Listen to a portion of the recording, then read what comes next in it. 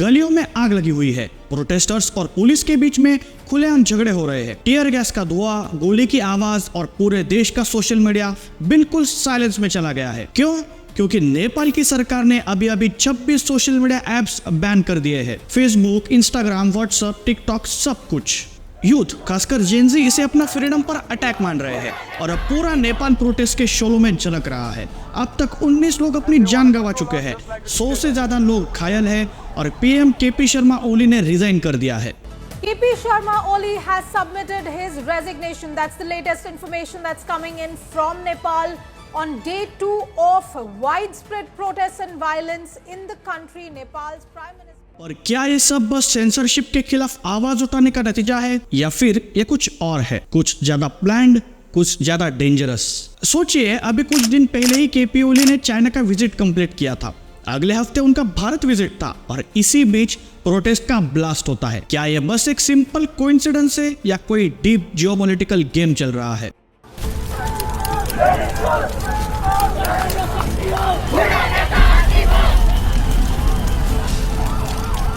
And they want to control us just like a dictator. अब जरा KP Sharma Oli के बारे में बात करते हैं। वो पीएम जो इंडिया को ओपनली चैलेंज करते आए हैं। 2020 में उन्होंने नेपाल का नया मैप लॉन्च किया था, जिसमें काला पानी, लिपुलेख और लिम्पियादोरा को नेपाल का हिस्सा बताया गया। ये सिर्फ सिंबॉलिक नहीं था, ये मैप पार्लियामेंट से पास हुआ और कॉन्स्टिट्यूशन का पार्ट बना।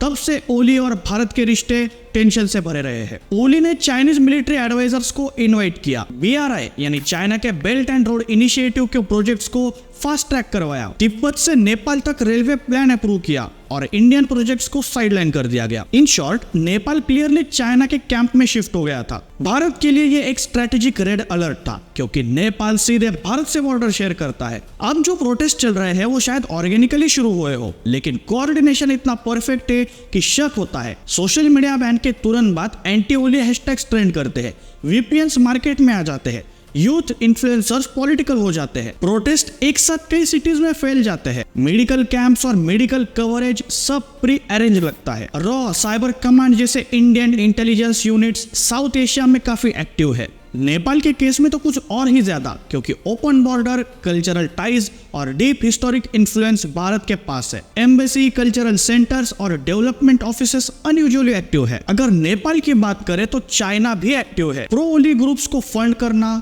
काउंटर नैरेटिव्स पुश करना, लेकिन उनके पास वो इमोशनल और कल्चरल कनेक्ट नहीं है जो हमारे भारत के पास है। ऐसा बताया जा रहा है कि एक अनवेरिफाइड लीक कन्वर्सेशन में कहा गया, प्रोटेस्ट कंट्रोल नहीं हो रहे हैं, इंडियंस ने ग्रास रूट तक नेटवर्क बना लिया है और अब केपी ओली का बेस कोलैप्स हो गया है। भारत ने कोई ऑफिशियल स्टांस नहीं लिया, कोई मिलिट्री मूवमेंट नहीं, कोई डायरेक्ट स्टेटमेंट नहीं, लेकिन रिजल्ट, नेपाल का pro China KP Oli out, pro India sentiment strong और चाइनीज प्रोजेक्ट्स अब रिव्यू में। ये बहुत बड़ा टर्न है कि नेपाल वापस भारत के ऑर्बिट में आ चुका है। क्या ये साइलेंट कू है? शायद, लेकिन ये भी सच है कि रियल पावर दिखाई नहीं देती, बस काम करती है। प्रोटेस्ट जेन्युइन है, करप्शन रियल है, यूथ का गुस्सा वैलिड है, लेकिन इमोशंस को किसी ने वेपन बना दिया है, ऑर्गेनिक मूवमेंट को किसी ने हाईजैक कर लिया है। ये है हाइब्रिड वॉरफेयर, जहां टैंक्स और मिसाइल्स नहीं चाहिए, बस नैरेटिव कंट्रोल और साइकोलॉजिकल ऑपरेशंस काफी है। यही है नेक्स्ट जनरेशन वॉरफेयर। और सबसे बड़ी बात, इसका बड़ा एग्जाम्पल ये हमारे सामने है लाइव। अगर ये नेपाल में हो सकता है तो कहीं भी हो सकता है। साउथ एशिया में एक खास पैटर्न दिख रहा है। श्रीलंका में राजपक्षे की सरकार गई, बांग्लादेश में भी पॉलिटिकल शिफ्ट हुआ, मालदीव्स में अलायंस चेंज हुई, नेपाल में ओली की सरकार गई।